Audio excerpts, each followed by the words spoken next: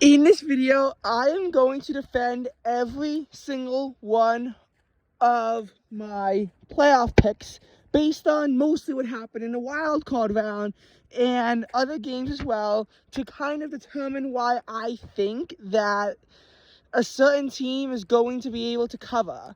Like, in particular, I received a lot of flack for saying the Texans are going to beat the Ravens. I received a lot of pushback for that. And I absolutely understand why, but in this video, I'm going to explain why I am still choosing to, defend my choice.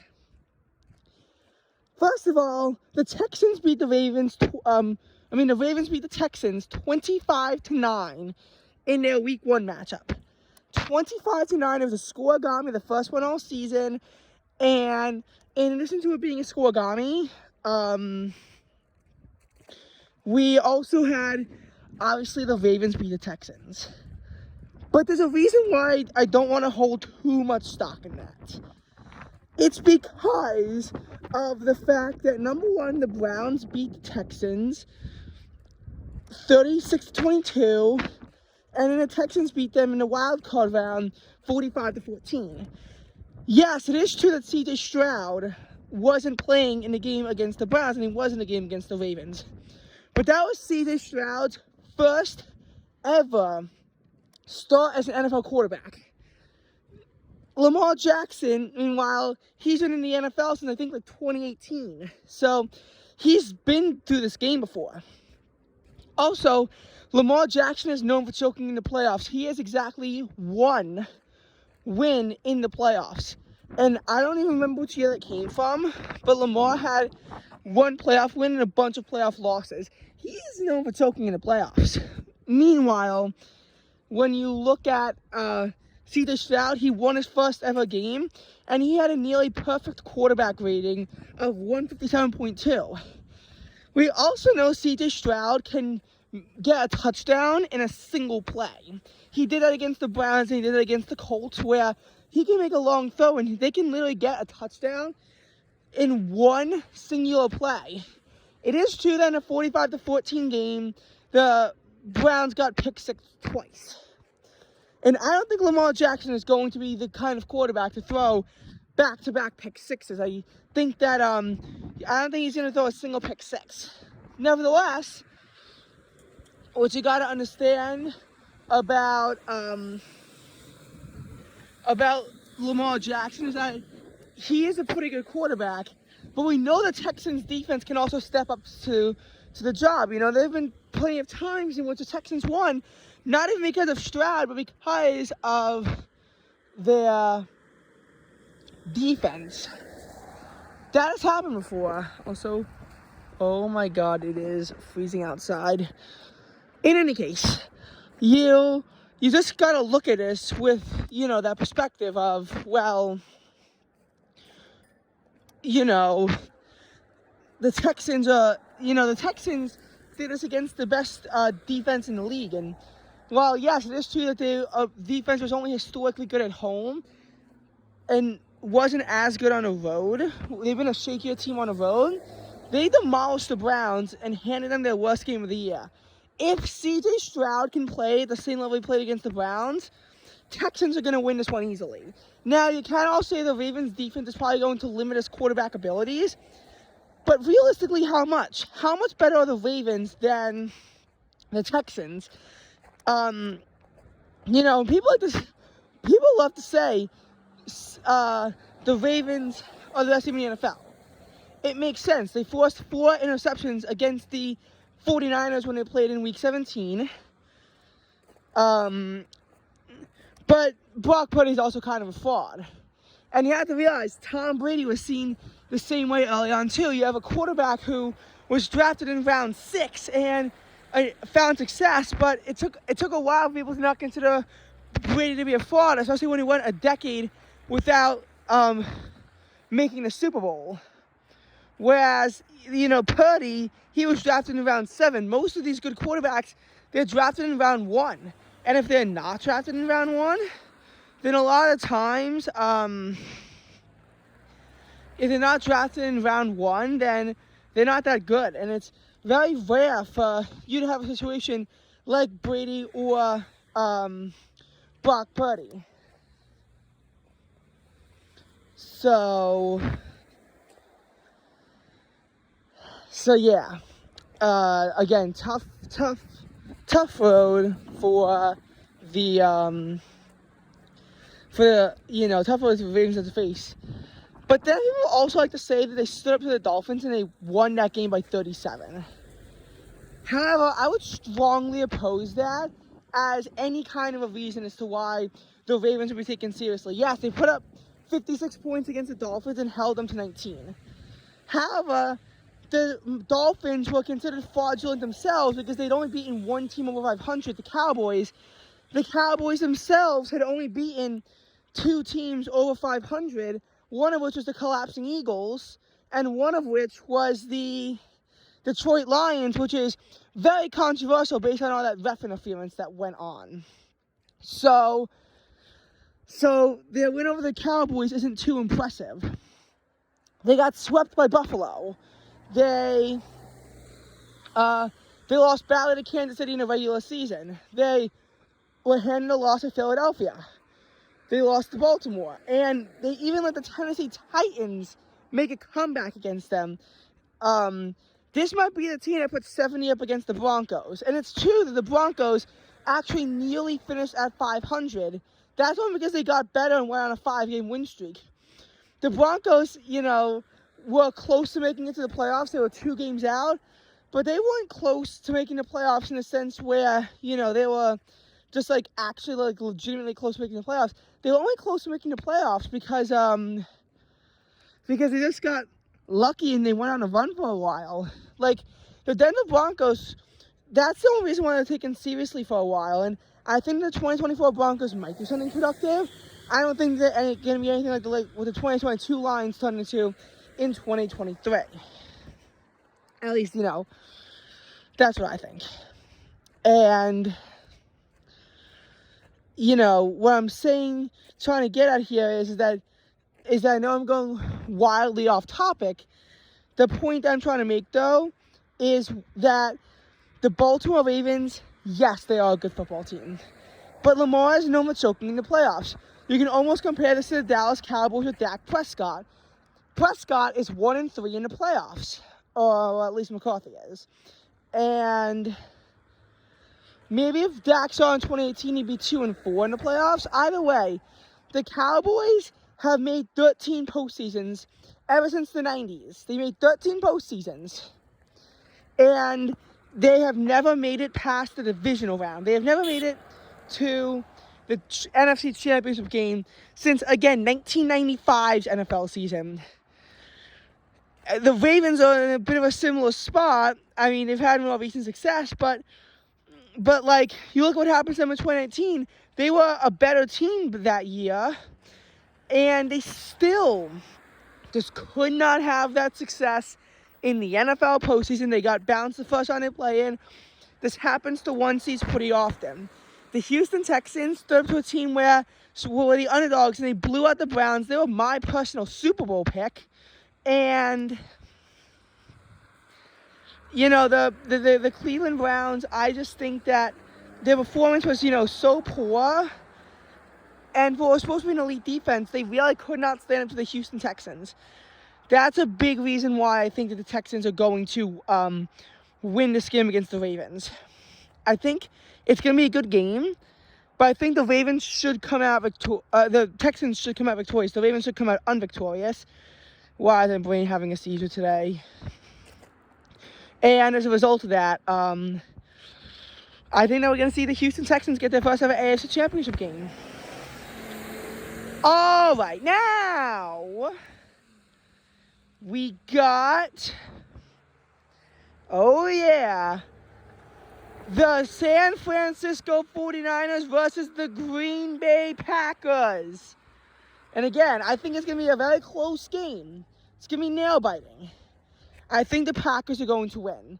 To be honest, I wouldn't be too surprised if the Ravens beat the Texans, but I'd be even less surprised if the 49ers beat the Packers. However, I would be delighted to see the Packers beat the 49ers because well, beating the two teams in the playoffs that sent the Eagles into a skid would look really nice. And the Packers were already their win. The reason why the Seattle Seahawks couldn't make the postseason. So I love seeing that. And I just want to see the Packers win more games. 49ers, I don't like them. And, I'll lose my support for the Packers if the Lions make it to the NFC Championship game. But if it's Packers-Bucks, I'm cheering for the Packers to go to the Super Bowl if the Buccaneers beat the Lions. But we'll get to that game shortly.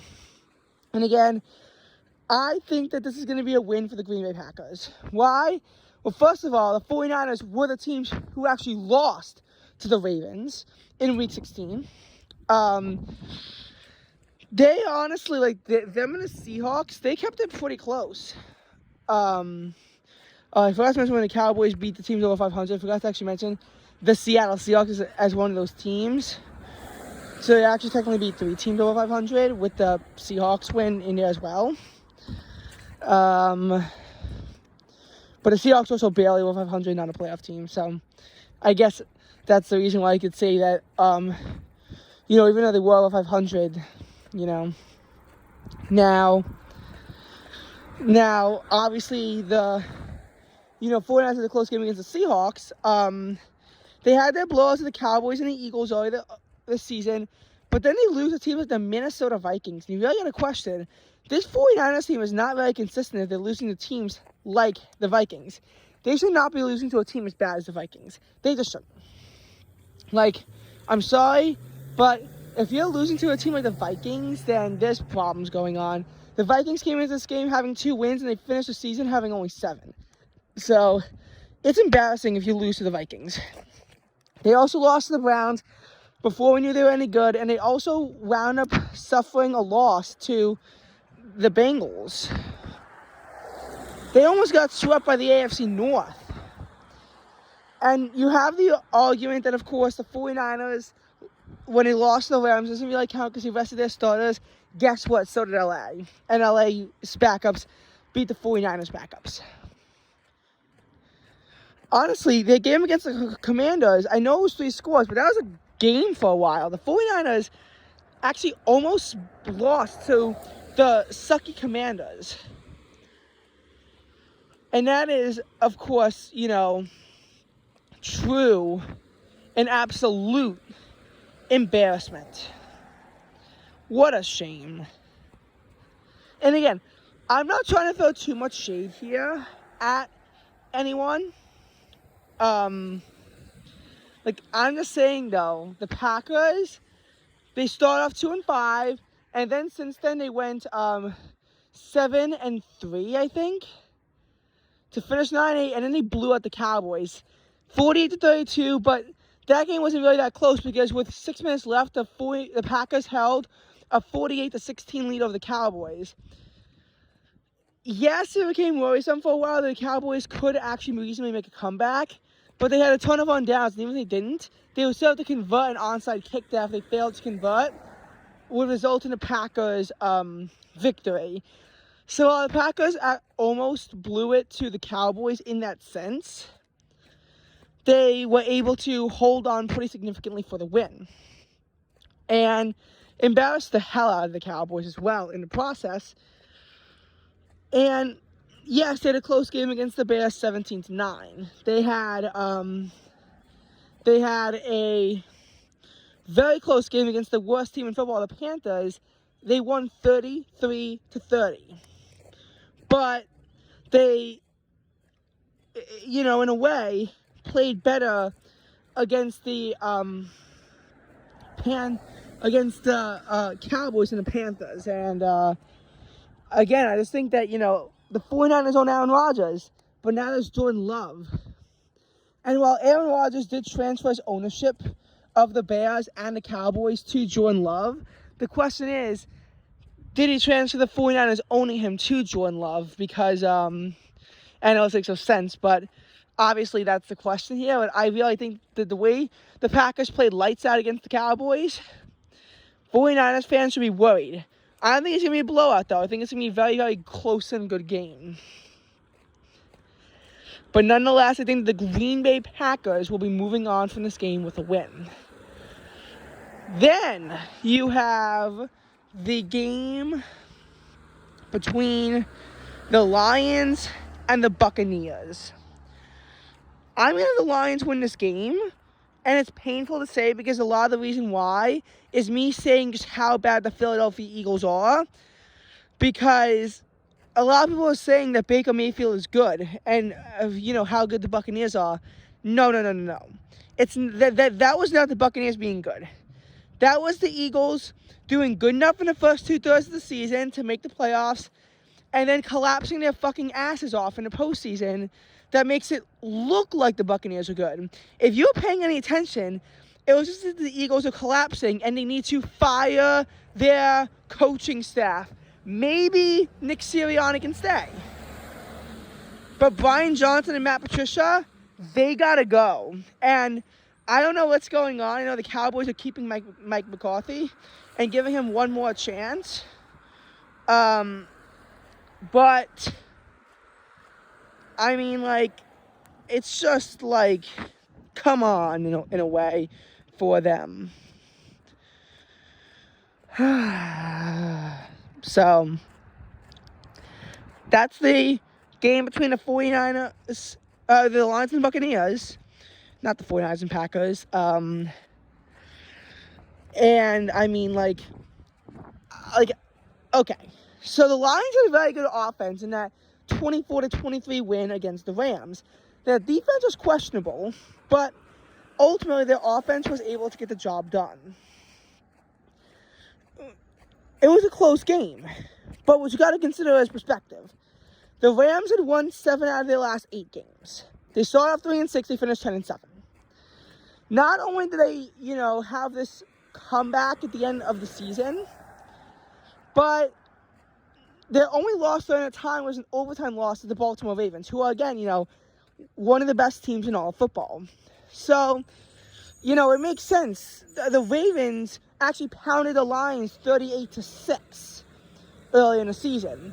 And the Lions fans, a lot of them began to get really scared that maybe this year was going to fall flat on their face, because starting off 5-1 does not guarantee that you make the playoffs. But they were able to get the job done in the end, finishing off 12-5. Which a lot of people say really should have been 13-4, but it doesn't matter because the Lions basically get the same benefits of having the 2 seed, in the sense that because the Cowboys lost, they do get to host the divisional round. For the first time in history, a team hosting a 3 seed is hosting the divisional round.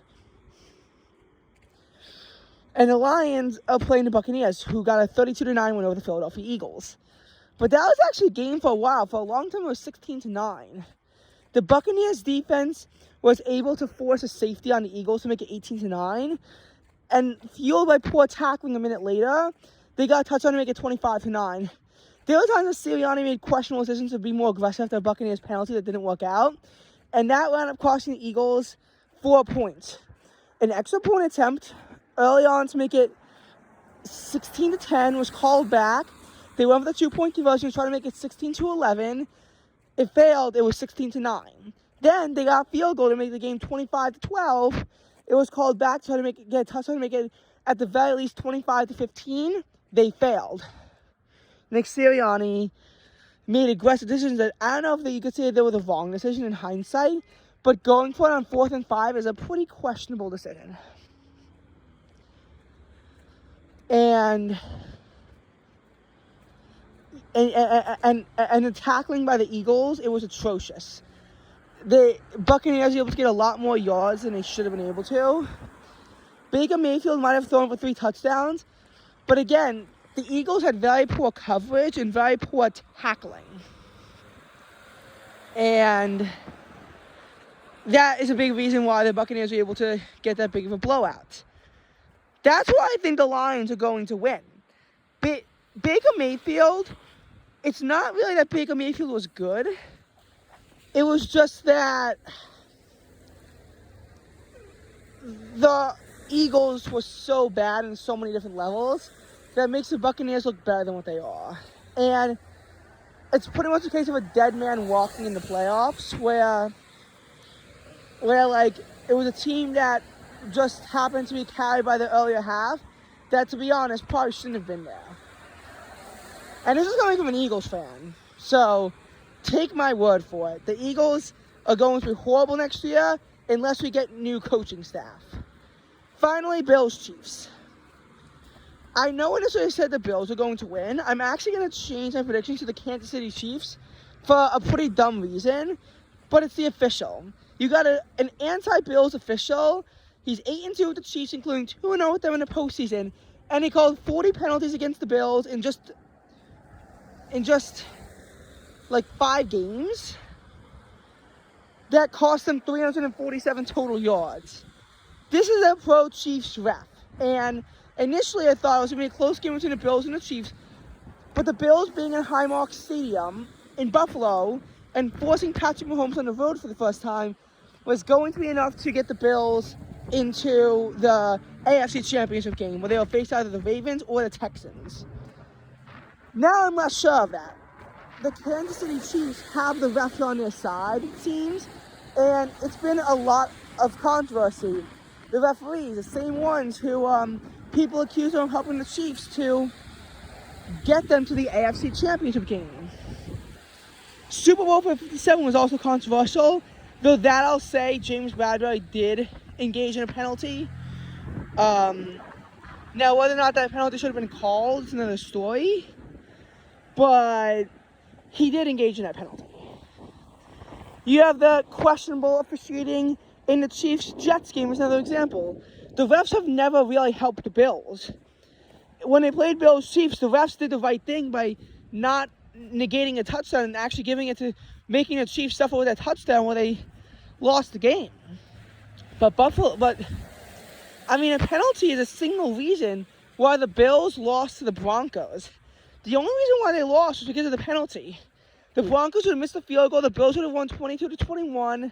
But because the penalty was called, the Broncos got to redo the field goal, and it was when time expired, where if you get a penalty as time expired, you get one more untimed down to make noise. This nearly cost the Bills their game against the Giants, too, that would have put them, as low as a 7 seed had that game. The Giants were 14-9 at the 1 yard line if the Bills got a penalty. They made a stupid decision to throw it instead of run. The Giants could have won that game. But you only got one chance, and they hilariously blew it. But the fact that a team as bad as the Giants nearly upset the Bills, it raises questions. But again, the referees, not exactly on Buffalo's side here. I think that'll be just enough to tip the game over to Kansas City, given how it's forecasting to be a very close game. I would be not surprised if the Bills won. Again, the only team I'd be surprised if they won is the Tampa Bay Buccaneers.